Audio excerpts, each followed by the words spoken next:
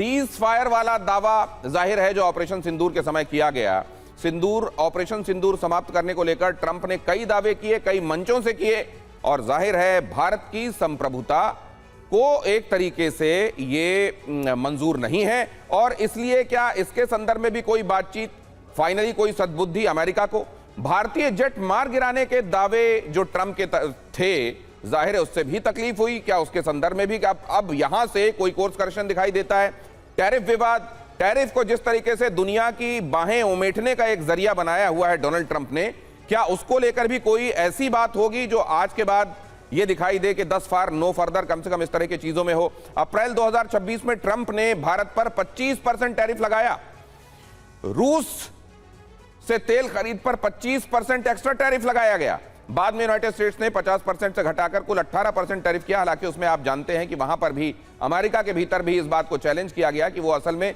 America जो इस समय राष्ट्रपति कर रहे हैं वो उनका वो अधिकार है नहीं, वो एनक्रोच कर रहे हैं और ऐसे टैरिफ वो नहीं लगा सकते। रूस और ईरान से तेल खरीद को लेकर भी उनको समस्या रही, ट्रंप नहीं चाहते कि भारत रूस और ईरान से तेल खरीदे। भारत का पक्ष क्या है? भारत ने हमेशा कहा है अपने हितों के मुताबिक हम सौदे करेंगे, खरीदेंगे, और किसी भी सॉवरेन कंट्री का ये जाहिर अधिकार है। होर्मुज में 3 भारतीय नाविकों की मौत से भारत बहुत नाराज है और भारत ने अमेरिकी राजनयिक को तलब करके इस बारे में अपनी नाराजगी को औपचारिक रूप से जता भी दिया था। तो ये वो मुद्दे हैं जिनके जो मुख्य रूप से इस समय जो पर्टिनेंट समझे जा रहे हैं।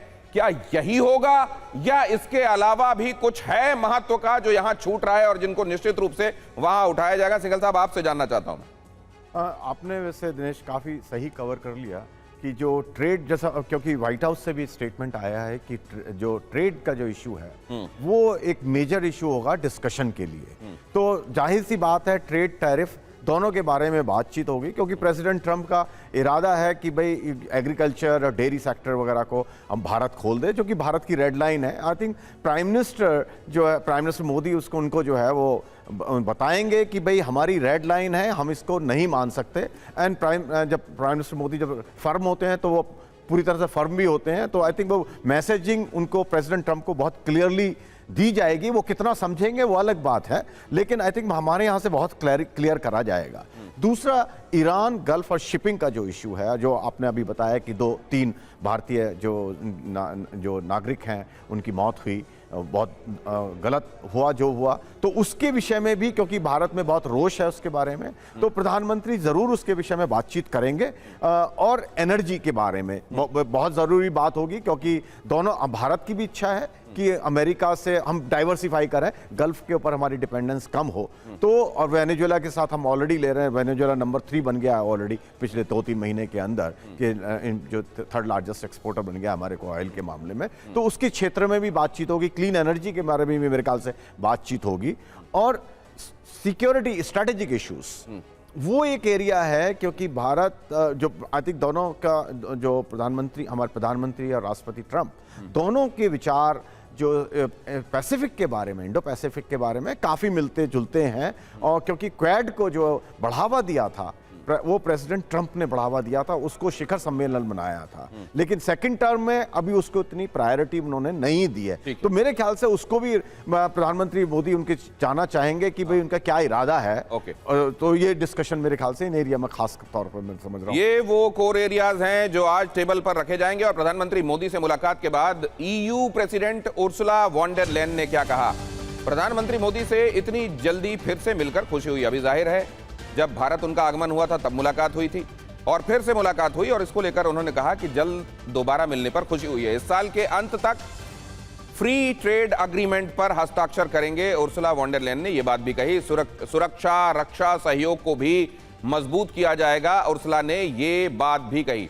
ये जो बीते दिनों चलता रहा mother of all deal, father of all deal, और ये इसके होने से होने वाला पूरा इकोनॉमिक सिनेरियो में बदलाव, ये आलोक जी कुछ मतलब ये ज्यादा टाउटेड हो जाते हैं उस समय, या वाकई इनमें वो पोटेंशियल होता है? देखिए, अकाउंटिंग के स्टूडेंट होने के नाते मैं आपको एक चीज़ बताऊं, इकोनॉमिक्स का छात्र होने के नाते एक चीज़ बताऊं, सारी कहानी के बाद हम देखते हैं कि आंकड़े क्या हैं और कैश क्या है। कैश और आंकड़े ये बताते हैं कि जीडीपी का बहुत ज्यादा होना आपकी विश्व में कोई हैसियत बनाए गारंटी नहीं है। ईरान के मुकाबले यूएसए की हैसियत 60 टाइम्स ज्यादा है जीडीपी में, 60 टाइम्स। और अभी सारी टर्म्स कंडीशंस ईरान की माने जा रही हैं, हम देख सकते हैं। तो मेरा कहने का मतलब ये रियलिस्टिक होना चाहिए हमको, चीजें कहां चल रही हैं। यूरोप का हाल ये है कि पुराने नवाबों की तरह वो कि हम पूरी दुनिया के सेंटर में हैं, जिसको आना हो यहां आए। 1-2 साल में जब से उनको झाड़ पड़ी है ट्रंप साहब की, उनको समझ में आ रहा है कि ट्रंप साहब के सारे दुकान नहीं चल सकती।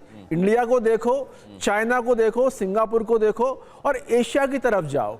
तो अभी हम ये मान के चल सकते हैं कि उनके पास बहुत कुछ हमें देने के लिए, हमारे पास उनको बहुत कुछ देने के लिए, लेकिन ग्राउंड पे उसको आने में बहुत व्यवहारिक दिक्कतें इसलिए हैं कि सॉफ्टवेयर का अभी भी हमारा मैक्सिमम एक्सपोर्ट यूएसए में जा रहा है। ये जब आप कह रहे थे सर, तो मुझको वो तस्वीरें एक बार जहन में आ रही थी, जहां डोनाल्ड ट्रंप से मुलाकात करने के लिए ये यूरोप के सारे राष्ट्राध्यक्ष गए थे और बेंच में बाहर लाइन लगाकर बैठे हुए थे और एक के बाद नेक्स्ट हो रहा था बड़ी देर बाद।